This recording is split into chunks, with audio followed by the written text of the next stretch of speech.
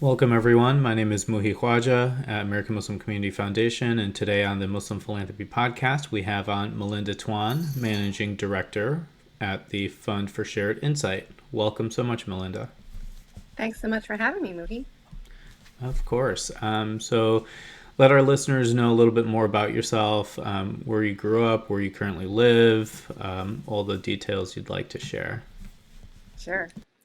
I'm an island girl, was born and raised in Honolulu, Hawaii. Spent my first 18 years of life primarily on the island, and then moved to Boston, where I attended Harvard, majored in urban poverty and homelessness, did the first study of family homelessness in the islands as my senior thesis. Worked in Boston for a number of years in for-profit consulting, nonprofit management, did my MBA at Stanford, and then ran a social venture fund in San Francisco called the Roberts Enterprise Development Fund. Moved to Philadelphia in 2003, which is where I live now, just outside the city, and have been doing this work of independent consulting and philanthropy for the past 17 years. And 7 of those years have been with Fund for Shared Insight as their managing director. Wow. That is so interesting and amazing, and I love all the different things that you've done along the way.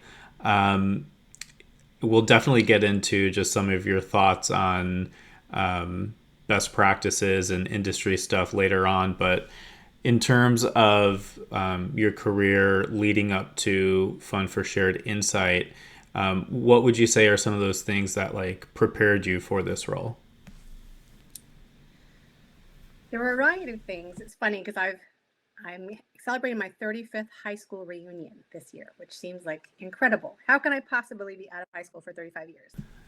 But one of the things I find myself always doing, and this is true with Fund for Shared Insight, is we do a lot of events, whether it's webinars or in person when we could do it before COVID, dinners and things to engage funders in the work that we're doing. So my love for organizing events and my love for interacting with people of all different kinds has really served me well.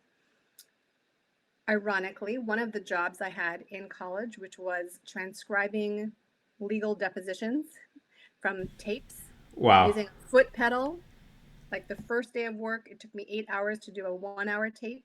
And by the end of the summer, I could do it almost as it was going. That ability to type so fast and capture people's thoughts verbatim has been one of the skill sets that's really served me well, no matter what job I've had. So I can facilitate a meeting, take notes at the same time, and have like a transcript of what people have said by the end of the meeting. That's brilliant. And I love how accomplished you are. Like some of those things are just like critical skills that anybody can have. So I think it's really great to see that those initial skills have helped you all throughout your career as well. So I want to ask about your career stuff before Fund for Shared Insight as well, and in terms of what you've been able to accomplish after graduating from Harvard and living in the San Francisco Bay Area and now in Philadelphia. If you could kind of highlight some of those key moments and accomplishments that you had, what would you like to share? Sure, I think a few things. One is I've always been interested in starting up new organizations and programs. So even post college, when I was doing management consulting and then working for a nonprofit, I helped co found Boston Cares, which is part of the City Cares movement across the country to engage volunteers in the community. So that's been a really important thing to me is being a part of connecting organizations with resources. That was before I even launched into my career in philanthropy. And then after business school, I helped start up in a very small way, just wrote the business plan for a tech company in San Francisco that had a mission about providing training and employment to folks in the tech industry, but also engaging community in the work that they're doing. And they're called Dayspring Partners. And again, right out of business school, I was given this amazing opportunity to co-found a social venture fund called Roberts Enterprise Development Fund, now known as Mm-hmm. REDF. And at the time, it was just based in the Bay Area. We were helping nonprofit run small businesses employ formerly homeless and very low income individuals and provide them with employment, training, social supports. And I love that work because it really brought in all the experience I'd had to date in terms of working with the homeless, my passion for that, my consulting background, organizing things, working with all different kinds of people. And it was really a privilege to do that work for the 7 years that I did when we were in San Francisco. And then fast forward, when my husband got a job at Penn Medical School, moved me to Philadelphia. My job at Red F didn't move with me, but I decided to hang up a shingle and see if I could try consulting in philanthropy. And really just through networking and being in the right place at the right time, fell into a number of different opportunities working with some of the leading foundations in the country, and also with Goldman Sachs Philanthropy Fund that works with high net worth individuals, and just being a part of helping those organizations and individuals be more effective in their philanthropy. And I'm all about effectiveness, helping Yeah. organizations and individuals sort of reach their potential and be more efficient, effective at what they do. So definitely like community involvement and just like trying to influence the social good of things has been there throughout your career. But what was it that made you want to focus and shift to philanthropy as a career? I really fell into philanthropy because when I was looking for a job out of business school, I was most passionate about working with homeless serving organizations that were doing innovative work in the San Francisco Bay Area because I knew I wanted to stay in San Francisco. And when this opportunity literally landed in my lap, one of the directors of the public management program at Stanford came running to me and said, "This is your job right here." And it met 24 of the 27 criteria I had for a job post I love graduation. that. And it really was. It was working with 10 nonprofits that were working primarily with formerly homeless, formerly incarcerated individuals, low income individuals. And I'd actually done informational interviews with 5 of the 10.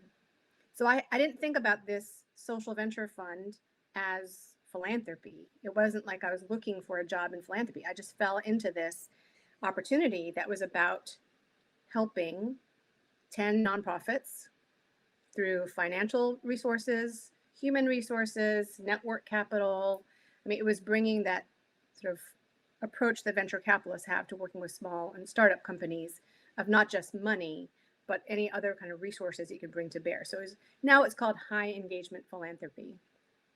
And so that was really Hmm. my introduction to philanthropy. I didn't know any better in terms of when I started to talk to foundation colleagues over that 7 year period of running Red F. They talked about dockets and about grant proposals. Like, we didn't do that. We funded business Sure. plans. I had a checkbook that I could write checks out of from our donor. Someone's roof fell in or needed to be fixed, or the van needed to be repaired. I could just write a check for that. They didn't have to submit a proposal, then go through a letter of intent and like wait 6 months.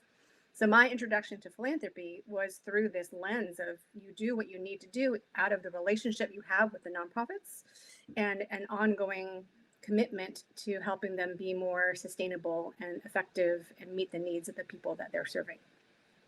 I think every nonprofit affiliated person listening to this right now is like, yes, yes, yes, that's what we need. Yeah, and we did Um, like we weren't even thinking like we're going to do mhm. multi-year, like large unrestricted grants. That's just what we did. Like, we had some organizations that we had funded for 14 years at the tune of several $100,000 a year. Yeah, I think we're definitely seeing these trends in philanthropy becoming more commonplace now, especially with COVID-19. A lot of institutional funding went to general operating instead of programmatic support.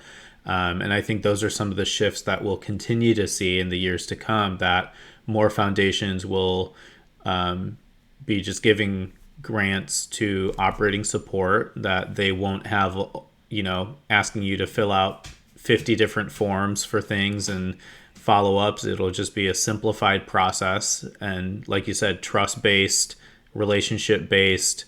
And, that's, I think, where the nonprofits will maybe still have to fill out a LOI here or there, but once you find that go-to person, like that's the relationship you need to invest in to make your case.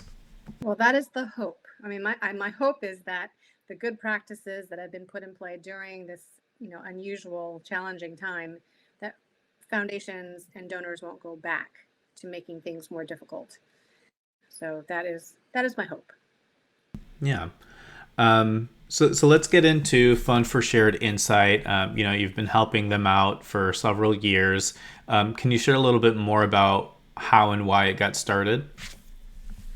Sure. So back in 2013, I would say the Hewlett Foundation out of California had a strategy around effective philanthropy that had ended. So they had some resources to bring to the sector, the philanthropic sector, with a mission to improve philanthropy.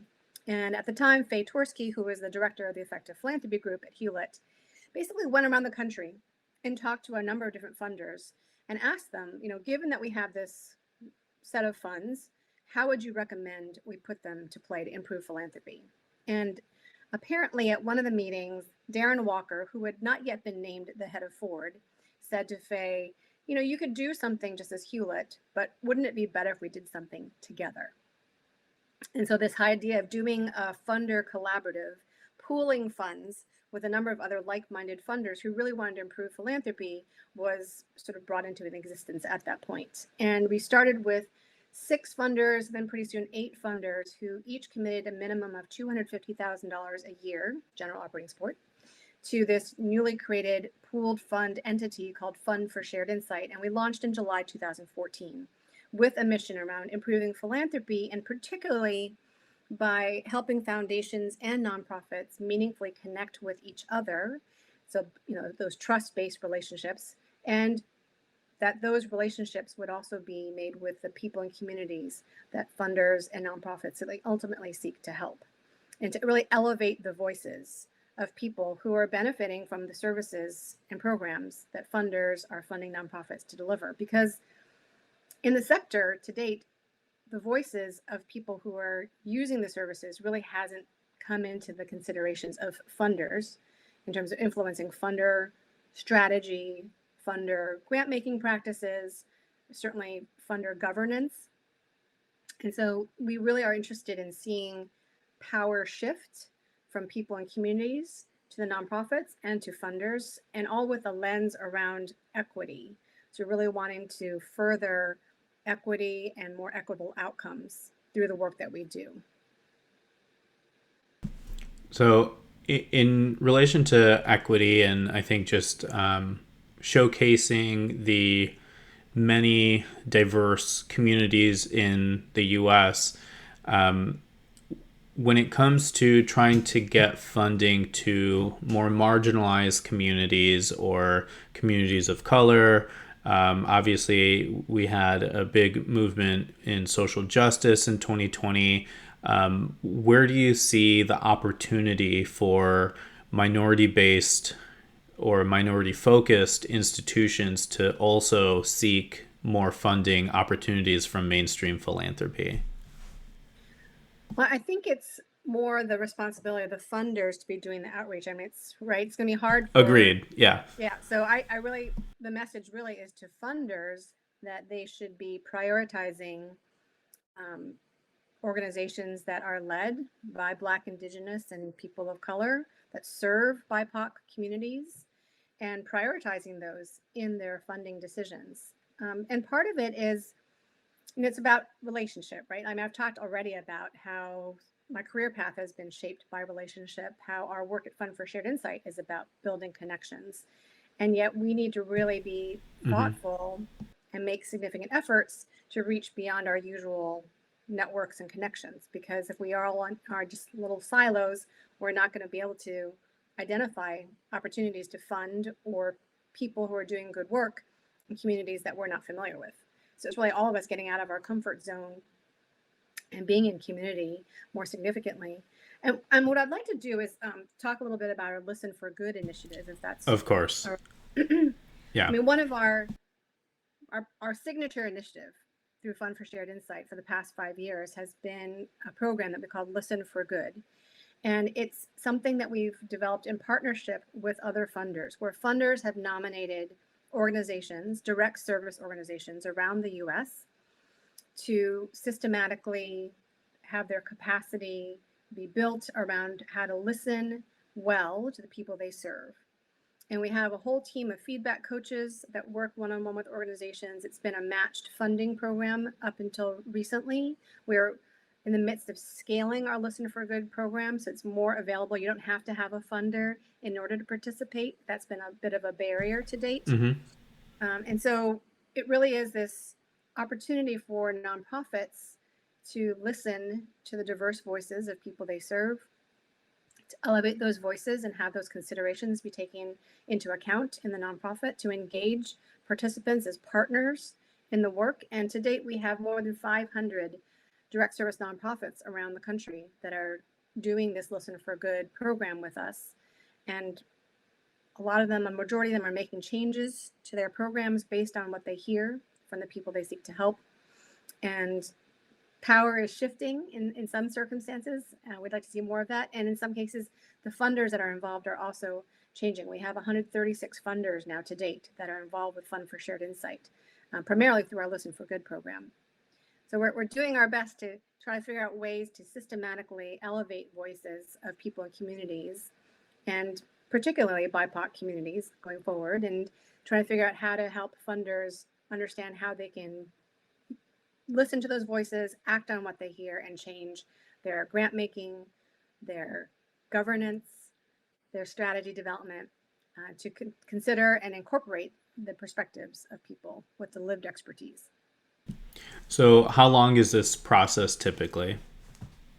Typically, a nonprofit that engages in Listen for Good, it's about an 18-month to 24-month process in terms of learning from our feedback coaches and from the peer community that we've created online. It's all virtual. We were very well set up once COVID hit because everything's virtual in our organization. But it takes about 18 to 24 months really to build that knowledge and the capacity to design surveys well, to collect the data in equitable ways, to analyze the data, respond, and then close the loop with the people who have given you the feedback, and then continue that sort of virtuous cycle of feedback.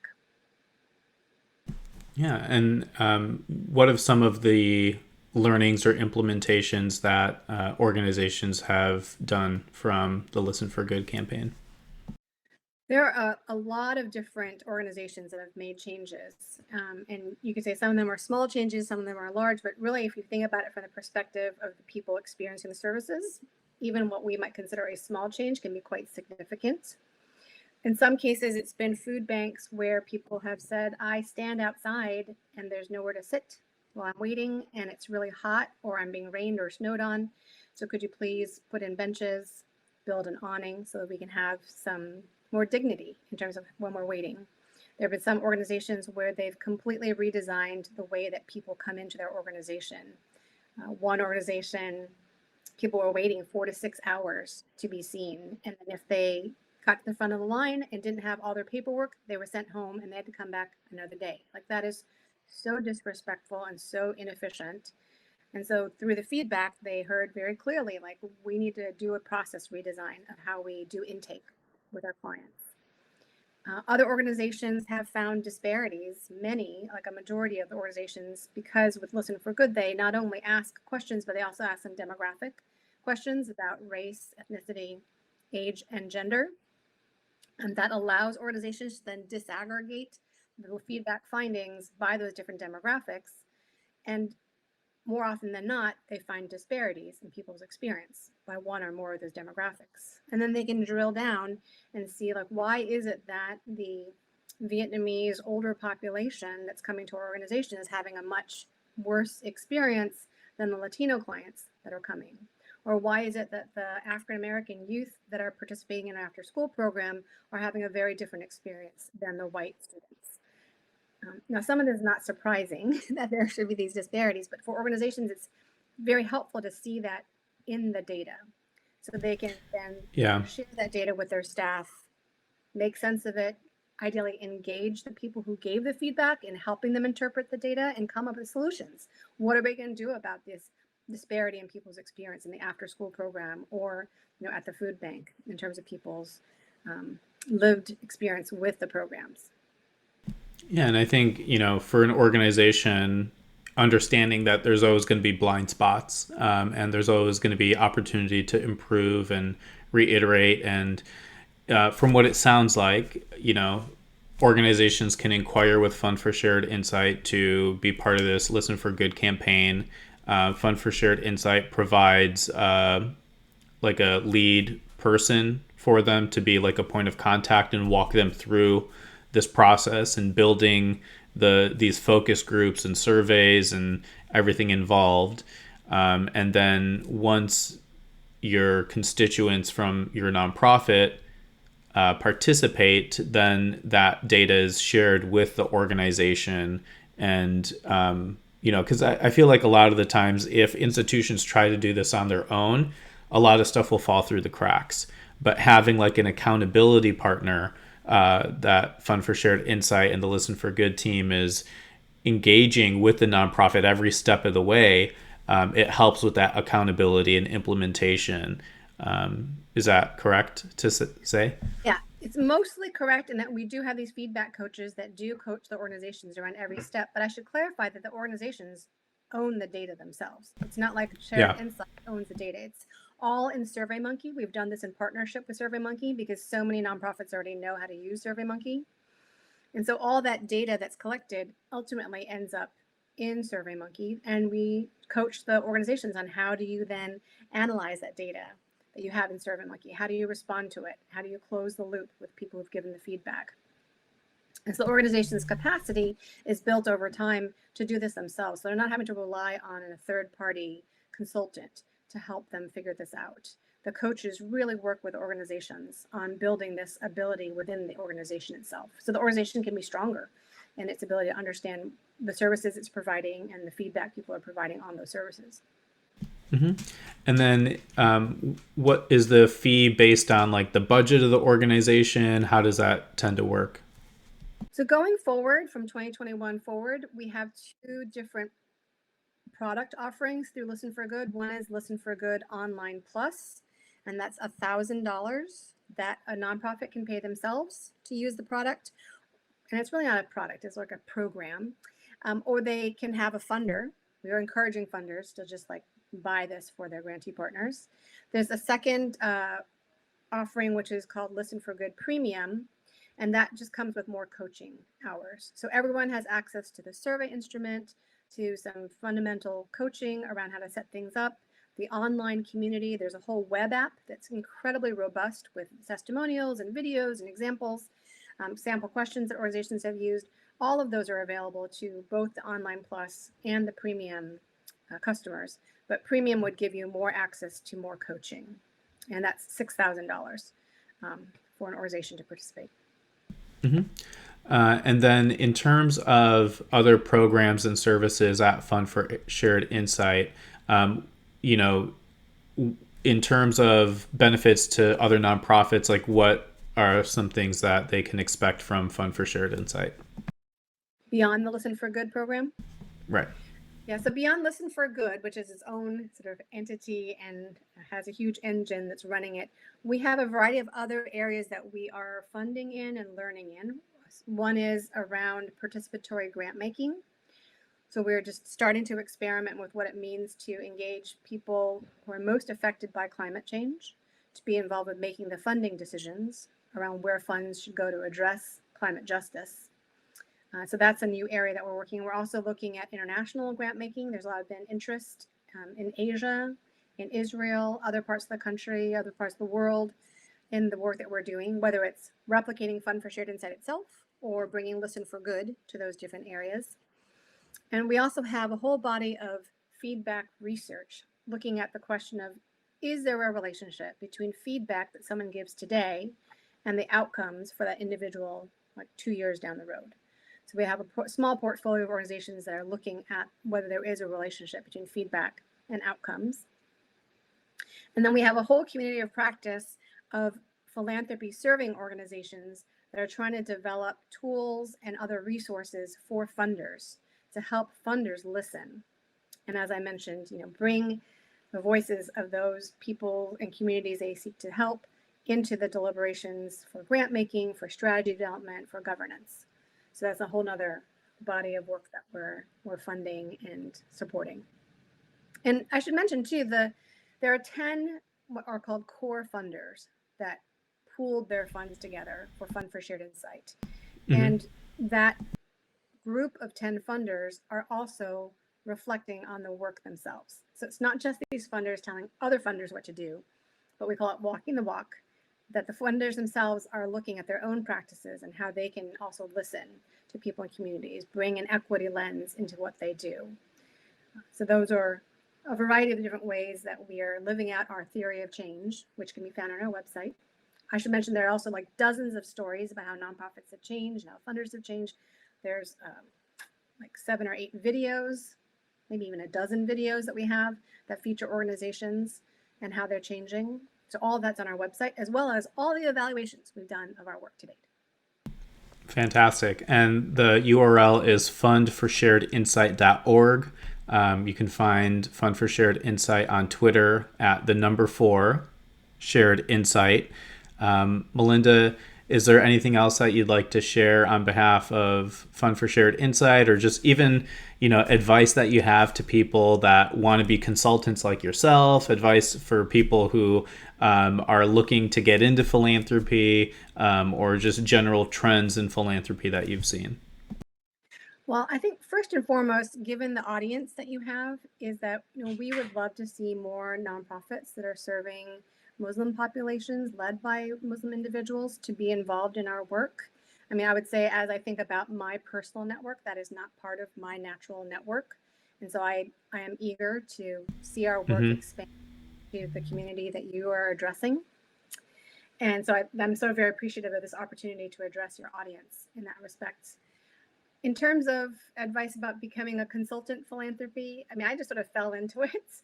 And I always advise folks who are interested just to see, is it something that you're interested in doing? Is it something you're passionate about doing? Can you be clear about the criteria for why you'd want to do this kind of work?